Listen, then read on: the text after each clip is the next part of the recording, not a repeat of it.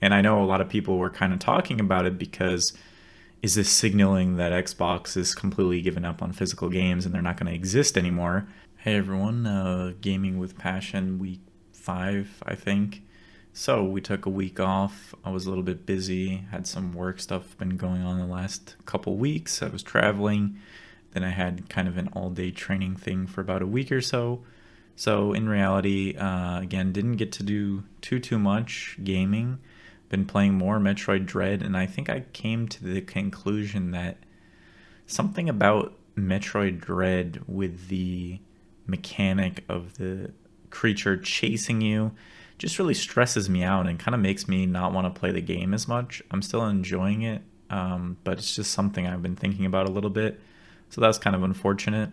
I've been playing some video games with my wife lately. We've been trying to play some two-player games. She really likes like kart racers and things like that, Mario Kart. So we actually played the Madagascar kart together as well. We had a lot of fun with that. The power-ups are insane in that game and kind of like immobilize you for way too long. So it was kind of funny. She was really frustrated.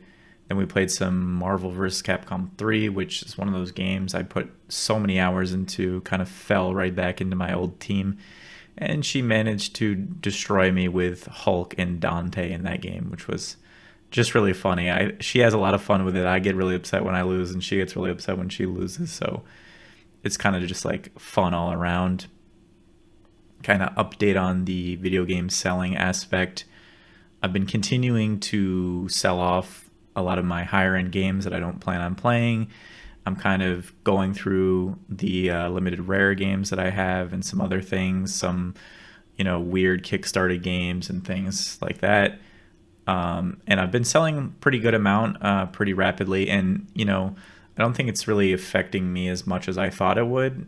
There's something about certain games that I have sentimental value for, but then other games, even if they're expensive, I don't really have an attachment to them unless I plan on playing them. And for the most part, the things I'm getting rid of are things that I'm not planning on playing ever. So that's kind of interesting and good news because I'm really trying to downsize to save some money to eventually get a house, which is really exciting. So I've been working on that. And kind of along with that, I've been meaning to play all these Kinect games and these 360 games. So starting to finally just throw in games I've never played before, see what they're about. If I really enjoy them, keep them. If not, and get rid of them. I had a video like a long time ago about the first Skylanders games. So I still have to do the other games. I started Skylanders Giants like a few years ago. So I need to get those on my list. The Guitar Hero games I wanted to play, but I'm starting to think that maybe those are not for me anyway. But you got to get through the Skylanders, and there's so many other games, all the Spider-Man games. I wanted to do like a really comprehensive video of all of the 360 Spider-Man games as well. So there's definitely a lot on the list of things to do. That's for sure. Today's Gaming with Passion game is going to be Persona 4 Golden. And the reason I kind of selected this is Limited Rare announced that they're going to be doing physicals of Persona 3.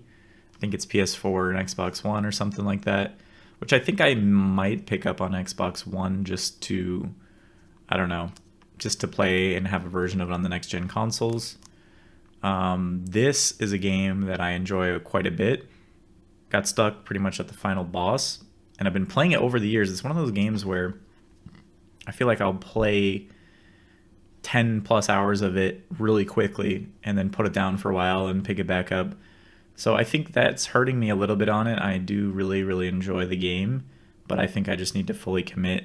This part that I'm at, I'm just so stuck. My characters, my main character's persona, I like upgraded or just fused or something and really screwed myself over, so I'm kind of having to deal with that. So that's unfortunate, but I do have very good memories of this game with my introduction to the Persona series, and I think that being said, this is my favorite Persona game. It's the only one I've actually played, really, besides the first Persona game a little bit. But the games definitely speak for themselves, and if you're a fan of kind of more than just a JRPG and you want something that's like a little bit more visual novel-esque or building relationships and that's your kind of jam, then obviously the Persona games are for you. I would suggest 4 being a good one to start with, but I'm a little bit biased on that. But I do feel like the characters and the visuals in the games are still amazing even to this day. And now, which is good, there's so many different ways to play this game that you wouldn't really have to like pick up a Vita and get a copy like I did. Because back then I had the PS2 version, I wanted to play Golden, so it's like I pretty much had to get a Vita. And then I think another topic I want to talk about this week is the whole announcement a little while ago about this new version of the Xbox Series X being digital only, which is similar to their like Xbox Series X, which doesn't have a hard drive or a disk drive or anything like that. And I know a lot of people were kind of talking about it because is this signaling that Xbox is completely given up on physical games and they're not going to exist anymore? And so I want to take some time to talk about that. And my stance, number one, is it's kind of actually urging me in a way to want to get an Xbox Series X, because if they're not planning on creating any more that have the disk drives, then I think there will be an increase in the market for the disk drive consoles, because there are definitely people out there that want to have it. And the other thing about Xbox, whereas if PlayStation did the same thing, I think there wouldn't be the same demand, just because the Xbox Series X, you can play Xbox One games, and Xbox One, you can also play 360 games because of the backwards compatibility. So having the newest version of it, I think, is still beneficial. When I get the Series X, I don't think there's really any reason for me to have the Xbox One anymore. 360 is a different story because there's non-backwards compatible games. But I think once you have the Series X, there's nothing else you need. So I will be picking up a Series X probably in the next few months before Christmas time. And I'm looking forward to it. There's definitely a few next-gen games that they either planning on porting over to Xbox One or whatever. But I think finally, just after 3 years, getting the new version of the console will be nice. I wanted to play some Hogwarts Legacy. I wanted to play this Marvel Midnight Sun game for a long time, and they have a version on Xbox One and PS4, but supposedly doesn't run that well, and there's not a physical version of it, so I'm just looking forward to getting that. So I think what we want to do in this episode is, if you guys have any opinions on this physical-less future, let me know. I know with the Xbox One, it was the same kind of idea. They originally announced the console not being able to... Actually, I think it was something like they locked the games. Once you played it on one console, you couldn't play it on another console without having to rebuy it or something. And people had a horrible backlash about that, and they ended up not doing that. So I'm wondering if something similar may happen here, or whether they're going to continue to push forward with this non-console version, or if maybe in the future they're just saying, okay, there's no disc drive version. Maybe now they're going to say there's no disc drive, but we'll sell it to you later. I think that's what Sony's planning on doing.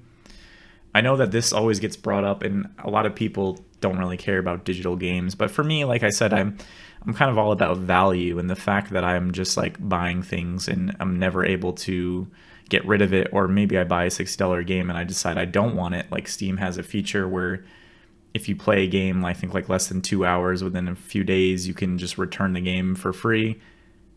And I think that's a really cool idea, because sometimes you just don't really know what to expect with a specific game, and it's just something you're not interested in.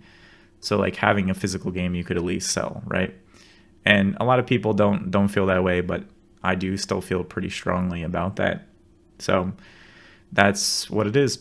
I guess let's get into the like last part about videos in the future. I've had like 2 or 3 videos that have been on the backlog for a long time. One's kind of like a collab with one of my friends that I've been talking a ton about, and I think right after this I'm going to record the audio, and so him and I can start working on that. And then another one is another chemistry related video game cleaning related video that I've been talking about working on for a long time. Just requires a bit more research than some of the other videos, but you know, I've pretty much done that step, and now I just need to actually record everything and put it out. I'm hoping that, you know, I can still put out some original content videos, not just these kind of faux podcasts in the next few months as we lead up to Christmas. I'm just really pushing hard to give you guys cool content, different content that you haven't seen, and just build the relationship going forward.